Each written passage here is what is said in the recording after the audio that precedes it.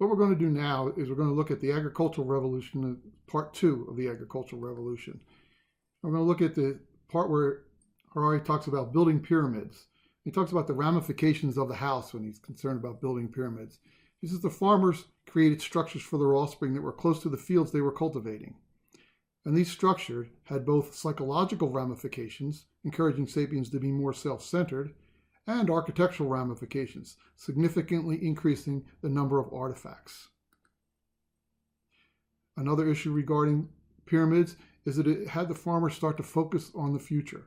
Okay, so for the farmer, the idea of the future became exponentially more important. They could not just pick up and relocate in times of drought as the hunter-gatherers did. They're concerned about next year and the year after, so they had to build up reserves.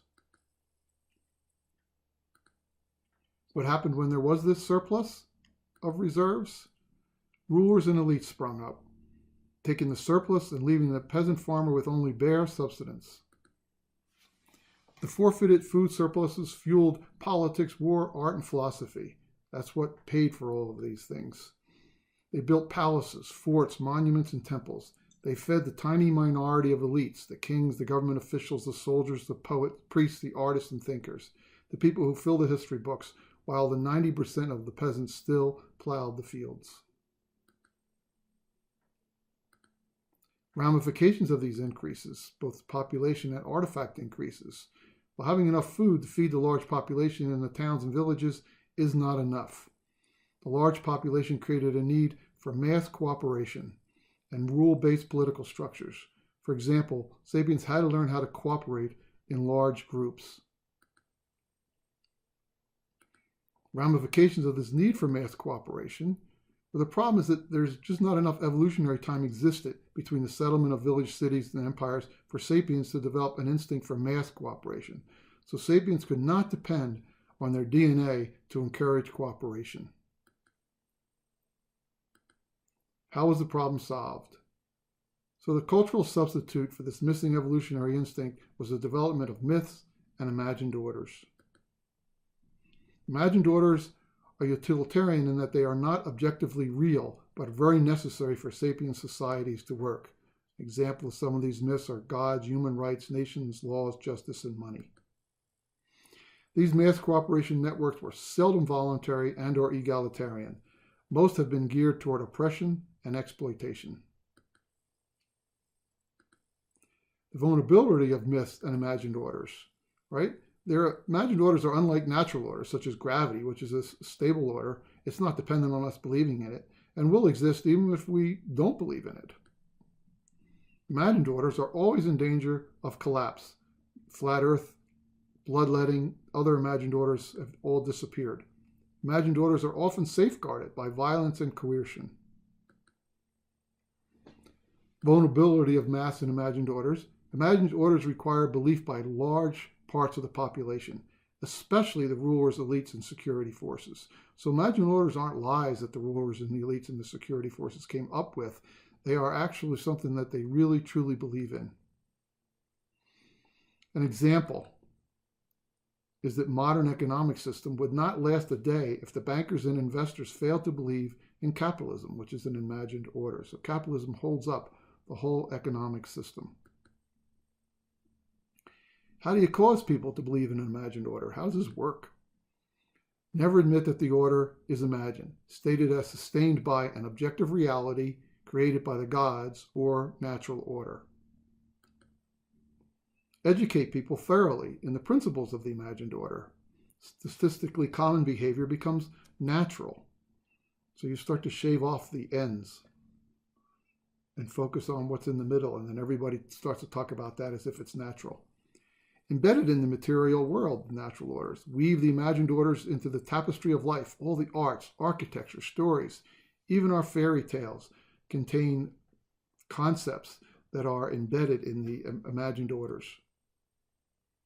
How do you cause people to believe in an imagined order? Well, you educate and market the imagined orders so that they shape our desires. So romanticism in 21st century, capitalism, humanism, nationalism, consumerism, the fact that we believe we need variety, right, and scientism. These are all 21st century myths. and you make it intersubjective. What that means is subjective means that a single individual believes in it and it dies with them. Objective means that it exists independent of human consciousness and beliefs, something like radioactivity. But intersubjective means it exists within the communication network that links the subjective consciousness of many, many individuals. Then Harari starts to talk about memory overload. And he says, why do we need scripts? All right, we have these myths. Why do we need the scripts? Well, we need scripts because imagined orders that enable millions of strangers to cooperate require too many rules for our brains. So writing was invented. And he gives two good examples of the Hammurabi Code and also of the Constitution. The scale of the information that's necessary to maintain imagined orders in large populations required writing and numbers. So the group, if we look at this, the people in France, Peugeot people in France, talk to the Peugeot people in Australia.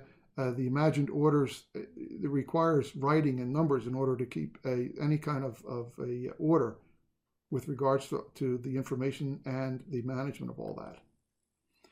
And the accounting was an early use of scripts and writing. These are some of the things that he talks about in memory overload. Then Harari moves on to the fact that there is no justice in history. Has history been just and or moral? That's his question. And he says that complex human societies seem to require imagined hierarchies and unjust discrimination. Hierarchies are necessary, and discrimination, it seems to be necessary. Systems that are supported by prejudice feed on themselves. It's one of the other things he talks about. You have a chance historical event, white control of the blacks, you build discriminatory laws, poverty and lack of education among the blacks leaves them where they are, and then they justifies the cultural prejudices. So it's a system that constantly feeds on itself. It keeps creating more discriminatory laws, and looks like it's a fact, when in essence it really is just a imagined order, and certainly not just. Another example is that the American order, according to Harari, consecrates the hierarchy between rich and poor, which we'll talk about in class. Another issue that he talks about is history has been gender prejudicial. Gender prejudice equals it's almost universal, and men have gotten the better deal almost universally. Why men? He looks at the muscle power, only certain types of strength, not resilience to hunger, disease, and fatigue, which women are better at. More aggressive, so they make leaders. Not really should make soldiers, but not leaders. And more competitive genes due to need. So when he looks at these three major arguments that people have given for why men, he really kind of debunks them. So he comes up with the idea that this patriarchal system is based on myth alone and not anything biological. What explains the universality of the system? And right now his argument is that is unknown. So what we've done now is we've looked at the agricultural revolution. We looked at from 12,000 years to 5,000 years. We've watched how the hunter-gatherer has moved to being a farmer, a city builder, and a writer and a mathematician. The next thing we're going to look at is the unification of humankind. And with this, we're going to look at how three major myths have attained a universality to them, money and empire and religion, that have also moved us towards a single culture.